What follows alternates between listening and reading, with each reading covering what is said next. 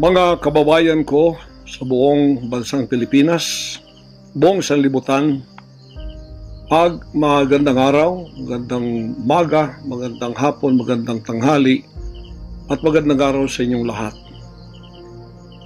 Ang pangungusap ko pong ito ay napakahalaga para sa lahat ng mga kababayan nating Pilipino na makikinig at manonood sa akin, although hindi nakikita ang mukha ko. Ito po si Pastor Apollo Kibuloy, ang appointed Son of God ng Kingdom of Jesus Christ, the name above every name. Sana po press conference ang tatawagin ko ngayon. Pero dahil nanganganib ang buhay ko, ay hindi po muna ninyo makikita ang aking pagmumukha. Ang akin lang po munang boses ang inyong maririnig. Mahalaga po ito na sasabihin ko sa inyo. Mga kababayan, mula po noong 2018, ako ay linigalig na at ang aking kongregasyon na walang dahilan ginawan kami ng kaso doon sa bansang Amerika. Sumunod kami sa batas. Kung kami may mga sinabi ng violations na hindi pa napatotohanan, yan po ay nasa kanilang federal court na. Kumuha kami ng 20 lawyer upang pag-usapan ang lahat ng kanilang akusasyon, which is about 43 counts. Lahat po yan ay mayroong 20 lawyers na nakatutok at meron na po kaming depensa. Naghihintay po ang aking mga lawyer sa Amerika at sa Pilipinas na simulan ang trial. Mulang 2018, pinospon. Ginawang 2020, pinospon.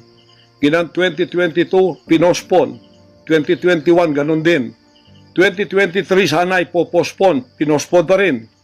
Ngayon, hindi na po papayag ang judge. November 5, 2024, talaga pong itutuloy na. Ngayon, ako naman nandito sapagkat indicted din ako. Sealed indictment pa nga ng 3 taon, hindi ko alam ako indicted ako. So anytime pupunta ako doon, pupusasan na ako, hindi ko alam. Pero salamat naman sa Panginoon Diyos sapagkat hindi na ako pumalik doon at hindi nangyari yon. So dahil kasama ako sa kaso ng aking mga workers na mga 9 o 8 kami lahat, ako yung number 1 na principal. Okay lang, sapagkat ako naman ang leader ng kingdom at ako talagang target nila. Sa anong paraan ginawa kami ng kasong hindi namin alam at mga kumuha sila ng witness. Handa na po kaming lahat ng aming depensa, lahat ng aming documents, ng aking mga lawyers, US-based lawyers, handang-handa na po kami. Pinopospon nila palagi, pero ngayon hindi na. Ngayon, ako dito sa Pilipinas, dahil nandito na ako nung dumating yung mga kasong yan, hindi ako lumaya sa Amerika, kundi dumating ako dito wala pang kaso. Kinasuhan ako ng naka-sealed indictment, hindi na ako nakabalik doon pero nandito na ako sa Pilipinas. So hindi po ako tumakas. Ngayon dahil nandito ako, I will use my constitutional rights for extradition na siyang treaty ng ating bansa. Yan po ang inihintay ng mga lawyers ko dito sa Pilipinas at sa Amerika. Hinihintay namin ang request ng US Embassy sa Department of Foreign Affairs. Hindi po dumating sapagkat kung yan pag-uusapan i-endorse doon sa Department of Justice, wala rin doon. Hinintay namin para pag-usapan ang extradition treaty kung paano gagawin. Handa din po ako sa kasong yan kung ako'y ma-extradite pagkatapos mapag-usapan at nakadaan na kami ng Court of Appeals, Court of First Instance at Supreme Court. Kung ilang taon yun, dapat magtiis din sila. Hindi dumating yun, hinihintay ko hanggang ngayon. Wala pong request na ganon. Ngayon, eto po ang mahalagang ibabalita ko sa inyo. Mula noong 2018 hanggang ngayon, hindi na po kami mapakali sa ating sariling bansa. Nawala po ang aming kalayaan sapagkat kami dito ay sinosurveillance. Sinosurveillance ako dito sa Pilipinas ng CIA at ng FBI. Sarili kong bansa, ako po ay nagtatago sapagkat liligwakin ako ng ganun-ganun na lang. Walang extradition process na gagawin. dumating po sa aming kaalaman sa mga sandaling ito from reliable sources. Correct me if I am wrong, but these are reliable sources na dumating sa akin na ayaw na raw po nila ng extradition treaty.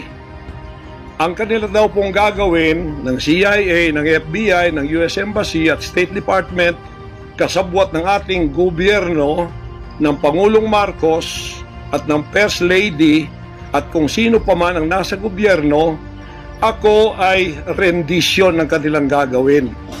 Ang rendition, ang ibig sabihin po, anumang oras pwede lang pasukin ang aking compound at ako ay kidnapin. It's not only rendition but also elimination. If it is possible, pwede nila akong i-assassinate. So, nandun po sa dalawang yun. Kidnapping or assassination. Killing talaga, murder. Yun po ang dumating na balita sa akin ngayon from reliable sources. Kaya, mulang 2018, alam na po namin na may gagawin sila. Hindi lang namin alam kung paano sapagkat ang iniintay namin ay extradition sapagkat yun ang treaty natin. Ngayon, ito pong gagawin nila dahil hindi na sila dadaan doon ay illegal. Kidnapping or elimination or assassination. Di po ba sa atang sariling bansa ang aking constitutional rights na wala na?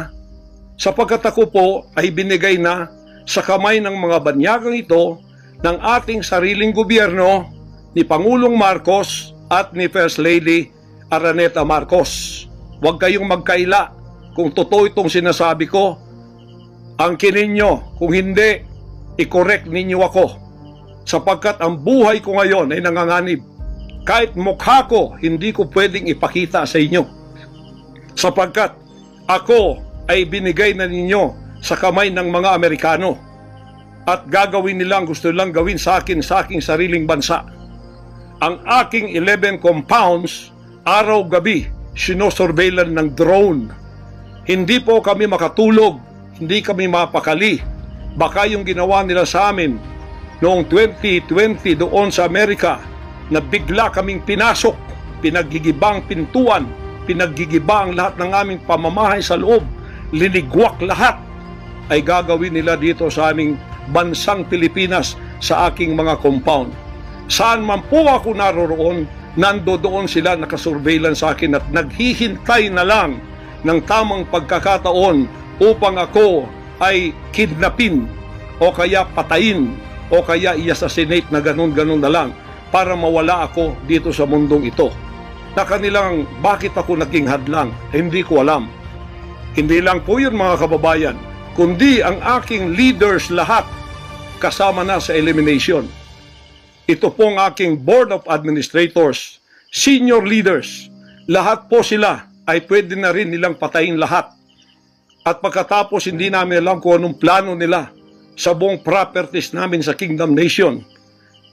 Kahit bakit ganito sila kagalit at bakit ganito ang kanilang treatment sa akin na isang appointed son. Ang ministry ko po ay evangelizing the whole world with the Word of God. Hindi ko naman kasalanan ako'y maging kaibigan ng politikong tulad ni Pangulong Duterte, Vice President Sara. Taga Davao po kaming lahat. Lumaki kami lahat dito. Alam ko po ang aking mga kaibigan sila. Lumaki kami, mayor namin yan, prosecutor pa, naging congressman, naging president. Yan po ang aking pakikipag-ugnayan for nation building.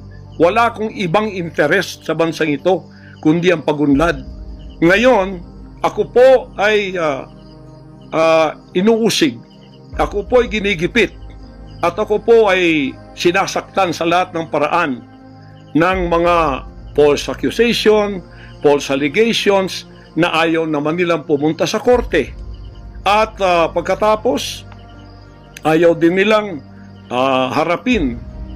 paharap itong mga false accusers na pinaggagawa nila to destroy my reputation para idamay sila Duterte family doon sa kapupuntahan ng mga investigasyong walang kakwenta-kwenta.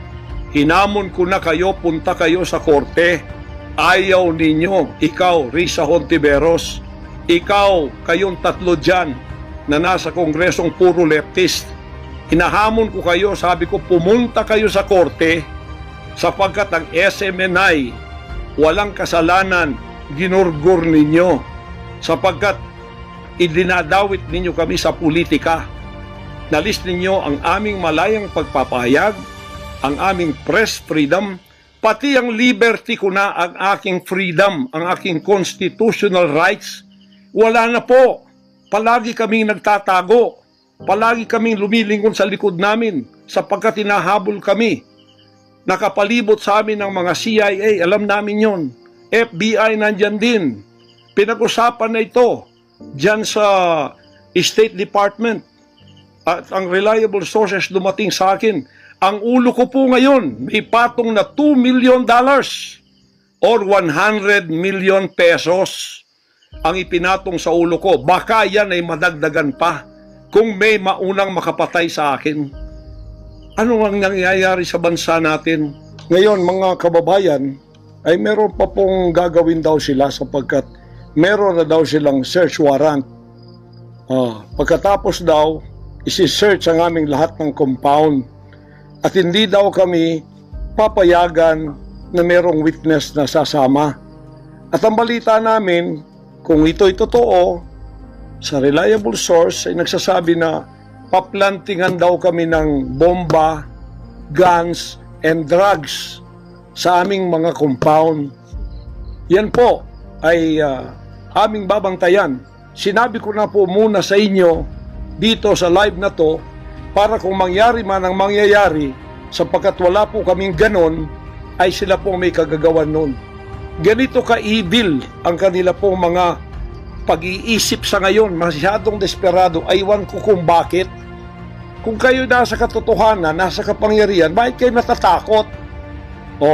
At huwag ninyo pasamahin ang aming mga abogado para sumama sa inyo sa pagsisearch. Kaduda-duda na yon. Hindi po pwede yun. Ano tayo? Bansang Hapon ng panahon ng giyera? Ano to, panahon ni Hitler? Na wala kaming pwedeng lawyer na sumama sa inyo? Kayo-kayo lang? Pagkatapos, pwede nyo kaming barilin pagka kami nakikipag-usap na kailangan may witness para kamerahan namin ang ginagawa ninyo na wala kayong lusot kung meron kayong gagawin na kabulastugan. At pagkatapos, ipapatong ninyo sa amin. Pagka ito'y totoo, we will resist you. Hindi kami violent, pero hindi kami papayag na wala kaming mga witness na sasama sa inyo. Lawyer at saka barangay captain ang hinihingi namin na magiging witness sa lahat ng search na gagawin ninyo sa lahat ng aming pamamahay, kwarto o kung ano. At may lawyer kaming titingin muna sa inyong dokumento kung ano ang isi-search nyo, kung anong bahay, kung anong compound, kung ano lang ang dapat nyong gawin at ilang oras. Hindi to open-ended eh. Kailangan meron, sisisi namin ng judge na gumawa ng search warrant na ito pagka hindi ninyo nirespect ang aming constitutional rights. Huwag ninyong tapakan ang aming rights. Hindi din namin tatapakan ng rights ninyo bilang kayo ay nasa batas. Igagalang namin yon. Pero igalang din ninyo kami kasi meron kaming mga narinig na ginawan ninyo ng mga ebidensyang peke. Tinamnan ninyo pagkatapos ipapatong ang kaso sa amin. Religious community po ito. This is a spiritual community. Once tumapak kayo dyan sapagkat kayong nagdadala ng batas, respetuhin ninyo. You are on holy ground. Yan po ay mahal na mahal naming banal na dako. Huwag ninyong lapastanganin. Pero hindi namin kayo pipigilan kapag may search warrant kayo. Pero hindi kami papayag na hindi kami makakasama ng kasama namin, hindi makikialam sa inyo, titingin lang sa lahat ng gagawin ninyo. Kasi hindi na kami kumpiyansa sa gobyernong ito. Gagawa sila ng paraan para kami ay bigyan ng kasalanan.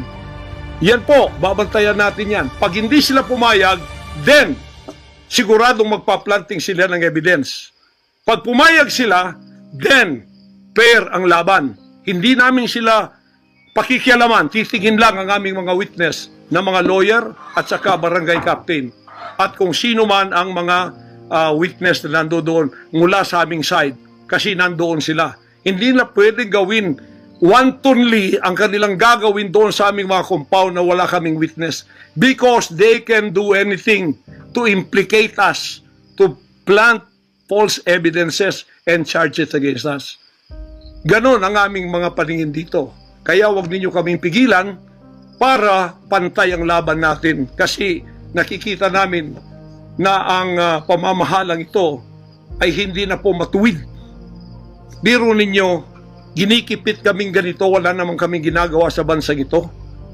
Sinabi ko na muli, hindi kami nagdidil ng drugs, hindi kami violenting tao, hindi kami terorista, mangangaral kami ng mga salita ng Diyos.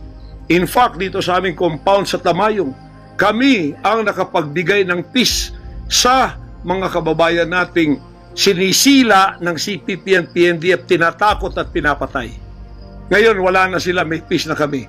Eto namang gobyerno natin, eto ang ginagawa nila sa amin. Biro ninyo mga compound na religious ng Kingdom of Jesus Christ, ginaganito nila. Pero yung pagnanakaw nila sa gobyerno, wala silang sabi. Tiklop bibig, hindi sinisearch ang mga bahay na pinagbibili nila. Nagamit ang pera ng gobyerno. Anong klase kayo? Sige, gawin ninyo ang gusto ninyong gawin sa amin. Pero kami tatayo sa aming constitutional rights. Whatever happens.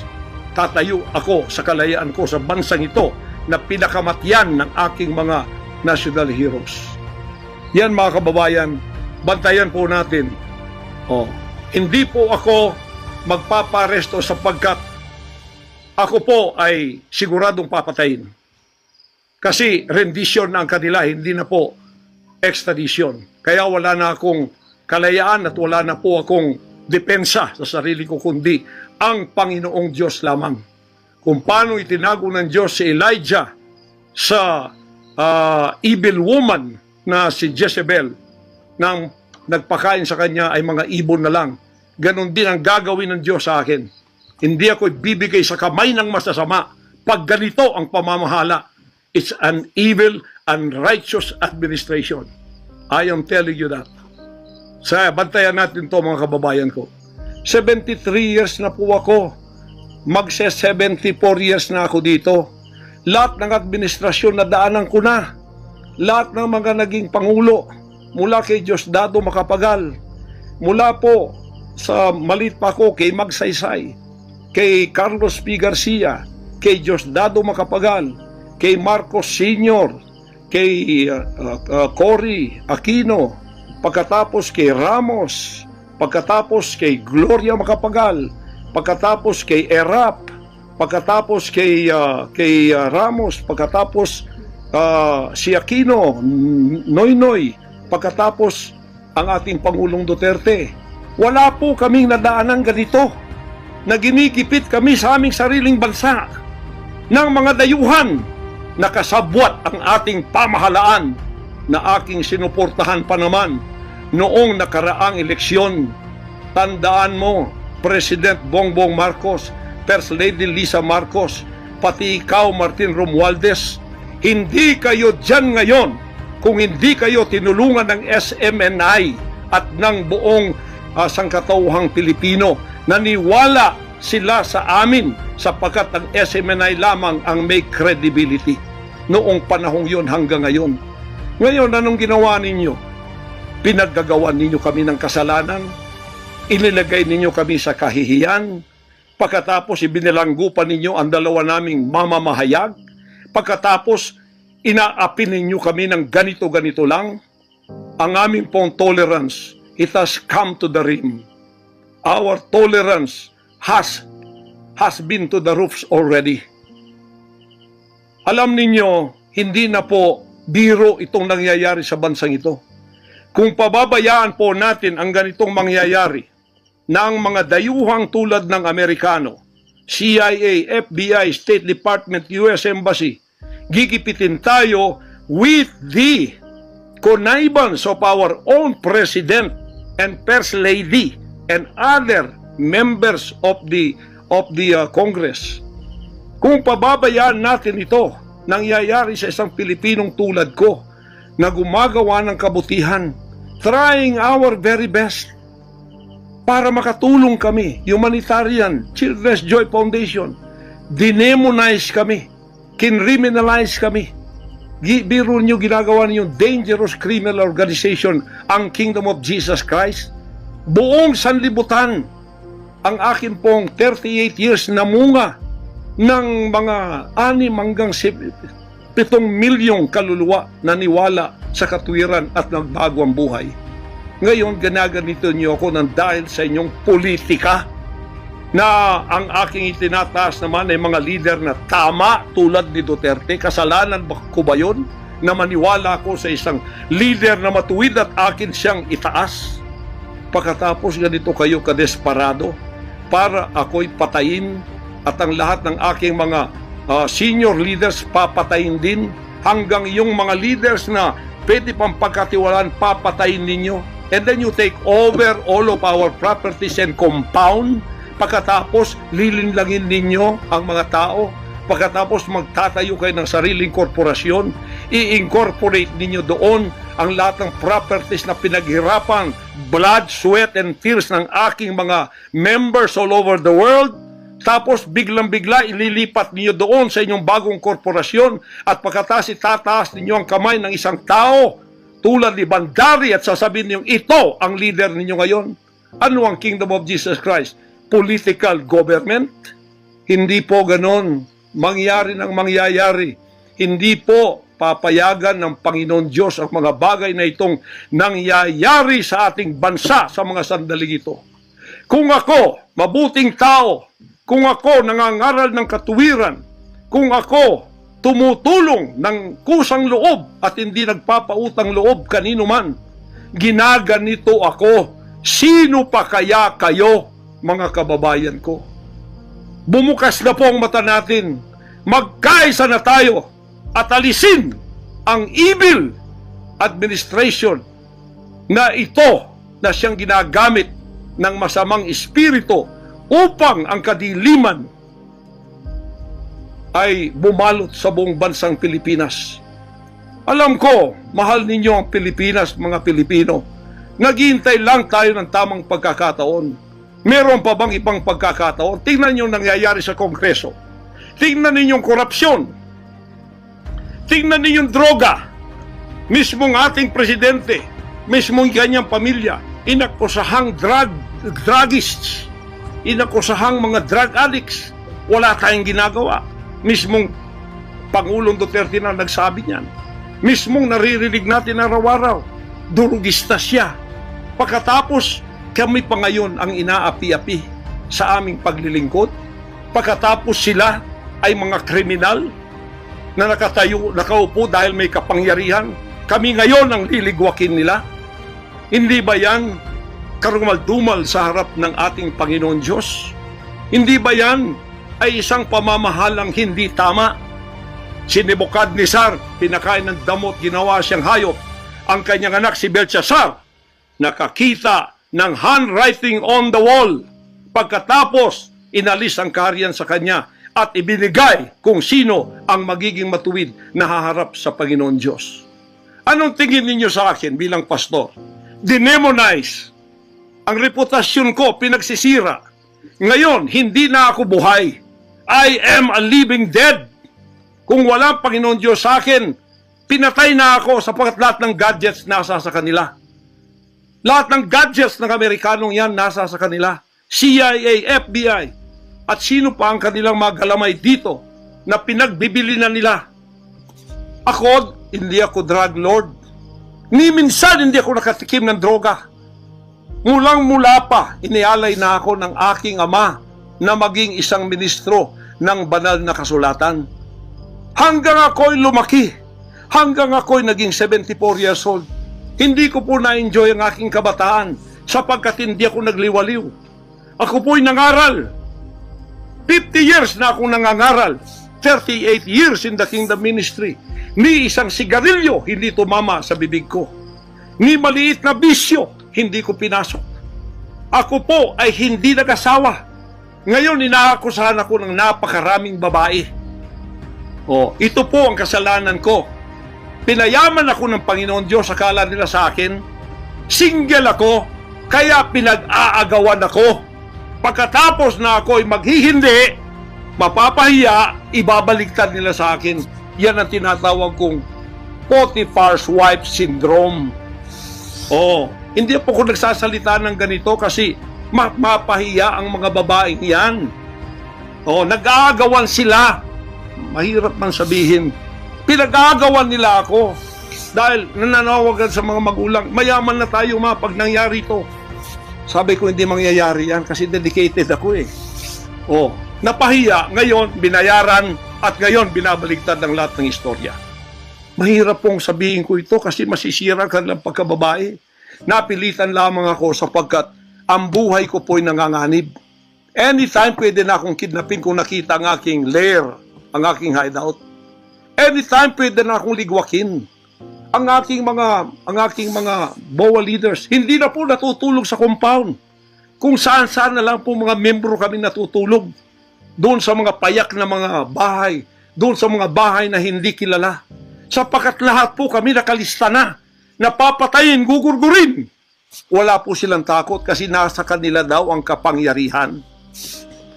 Mahal kong kababayan, nagtatago ako sa sariling bansa. Sariling mga compound namin na pinaghirapan. Hanggang sa kami na ako saan nagpapalimos. Pero yung amin pong sinusulisit, tingnan ninyo ang humanitarian na ginagawa namin. Ni 5 wala kaming ninanakaw.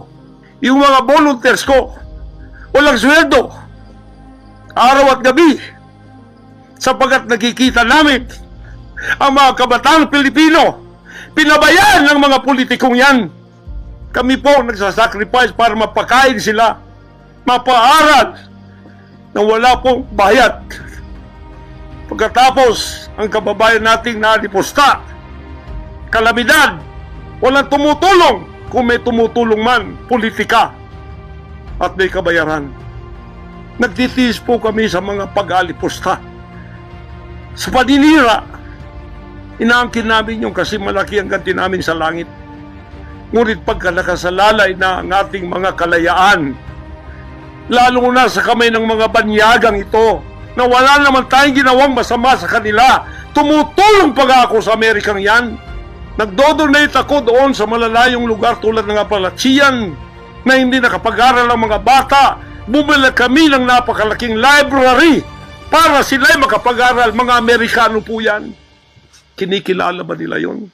Kung nagseselo sila sapagkat ako'y umusbong sa bansang Amerika, problema na po nila yon.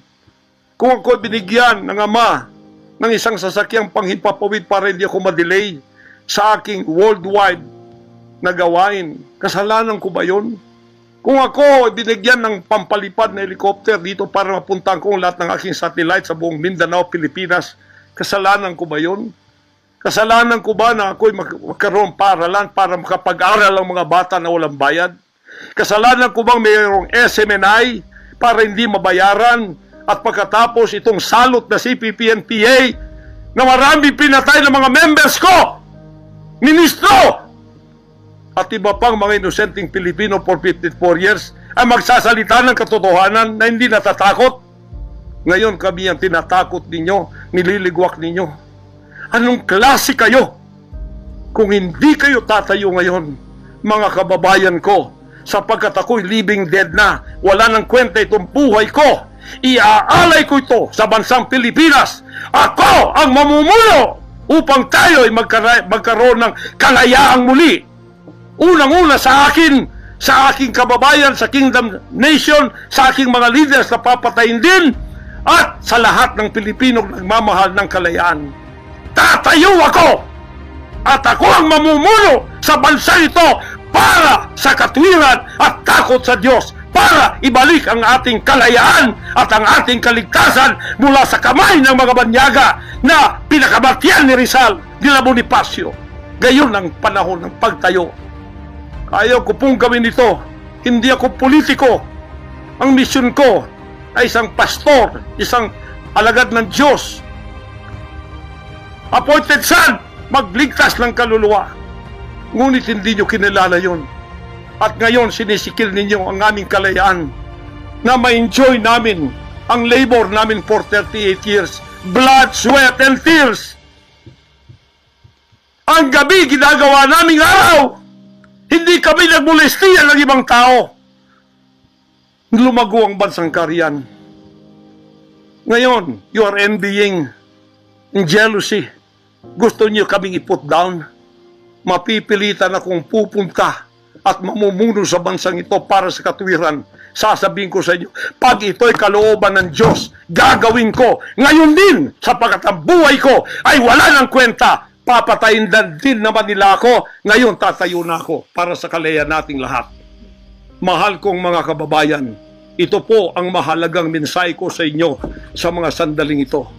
Hindi ko po uurungan ang sinumang gumagapi sa bansa ko at sa aking kalayaan na ako mismo nagtatago sa aking sariling bansa within 74 years.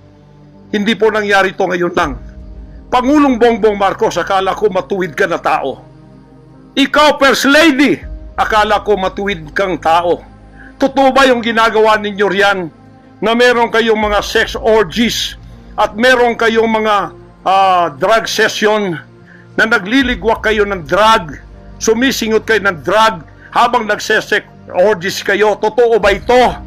Totoo bang kayo ay may mga session ng nagarkila kayo ng mga voodoo expert from Africa, pagkatapos mga witchcraft sa India, at ang inyong session Martes, at pagkatapos Biyernes dyan sa Malacanang upang inyong aswagin, i-witchcraft ako, Vice President Sara at Pangulong Digong at ang lahat ng tutol sa inyong paglilingkod. Biro ninyo, naging demons na kayo. Nag-devil worship na kayo kung totoo man ito. Nag-devil worship na kayo kung totoo man ito. Para lang kayo ay manatili sa kapangyarihan. Para lang kayo ay humawak ng aming pera ang hindi ninyo pinaghirapan. Kami po ay nagbibigay ng taxes. Lahat ng aking kingdom materials from China, may taxes lahat yan. Milyon-milyon ang aming binabayad. Ngayon, ginagawa pa ninyo sa amin ito? Matuwid ba kayo? President Bongbong Marcos, Lisa Marcos, makinig kayo. Totoo ba na gumawa kayo ng aksyon kasama ng FBI na ako ay nyo nang ipaligwak at binigay sa kanilang kamay? Kaya't sila'y gumagawa ng ganito with impunity sa aking sariling bansa. Kung ganyan ang ginawa ninyo, I will not honor you. I will not respect you because you did not honor me and you did not respect me. You are no longer worthy to be our trusted leader. Mabuti pa, hanggang maaga pa, Bongbong Marcos, Lisa Marcos, Martin Romualdez, bumaba na kayo sa posisyon. Mag-resign na kayo sapagkat hindi hihinto ang tinig na ito habang naririyan pa kayo. Mga kababayan, tatayo ako sapagkat patay naman lang din ako. Tatayo ako hanggang buhay pa, hanggang may hininga pa ako para sa natitirang buhay ko ay magkaroon naman tayo ng boses at magkaroon ng kahit munting kalayaan na lang mula sa mga banyaga na kasabwat ang mga makapiling Pilipinong ito na itinayo natin sa kapangyarihan. Akala natin ay maasahan natin sila. Mga demonyo pala. Sorry to say that, but that is the truth. If that is not the truth, then tell me. And you cannot judge me. You cannot condemn me. I am dead already. I am a living dead in your book. CIA, FBI, State Department, USA. Gawin ninyong gusto ninyo. Ngayon na nakapagsalita na ako, lalantad na ako. Hindi na ako natatakot. Ako ay handa sa glorification. Kung ang glorification ko ay mangyayari maging glorified body ako, hindi ko tatablan ng bala. O kaya, tatablan pa ako sapagkat hindi pa nangyari yun. Handa na akong humarap sa mga bala ninyo. Basta't ito ay nasabi ko na. sa social media. Huwag ninyong ligwakin ito para sa bansang Pilipinas ito. Mahal ko po kayong lahat. Pagpalain natin ang ating bansang Pilipinas. Pagpalain tayo ng ating buting Diyos. Pagpalain at ipigay natin ang lahat ng kapangyarihan sa Kanya. At tandaan ninyo ito, hindi mananaig ang kadiliman sa bansang ito habang may boses na ganito. Sumunod po kayong lahat at tayo ay magkaisa ngayon para itaas ang bandila ng kalayaan ng ating bansang ibinigay ni Rizal ang kanyang dugo. Ibinigay ng ating mga heroes ang kanyang dugo. Ngayon, itong mga slaves na to ay hawak ang liig nila ng mga banyaga at tayo ay ipinagbili na sa kanila. Hindi ako papayag hanggang ako'y may buhay at hilinga. Total, patay naman din ako sa inyong libro. Okay na ako sa buhay ko. Masaya na ako. Meron na akong accomplishment. Handang-handa naman ako pumunta ng langit noon pa. 50 years ago, I was ready to go to heaven because I have been there thousands of times and I saw my mansion there. Nandito lang ako para sa aking bansang Pilipinas, para sa kaligtasan ng mga kaluluwa sa buong sanlibutan. Yun lang ang dahilan kung bakit ako narito. Pero natatakot mamatay? Hindi po. Sapagkat ako'y nasa Kanya at siya'y nasa akin. Ano man ang mangyayari sa akin tulad ng aking amang si Jesus Christ, ipinako sa krus, ay handa po akong mag-alay na aking buhay sa isang worthy cause na sinasabi ko dito. Magandang gabi po, magandang araw sa inyong lahat. Hanggang dito lang, pagpalain tayo ng ating dakilang Ama. Sa Kanya lahat ang kapurihan at ang kapasalamatan at ang kaharian magpakailanman ay mananaig dito sa ating bansa at sa buong sanlibutan. To God, our Jesus Christ, be the glory forever. Amen.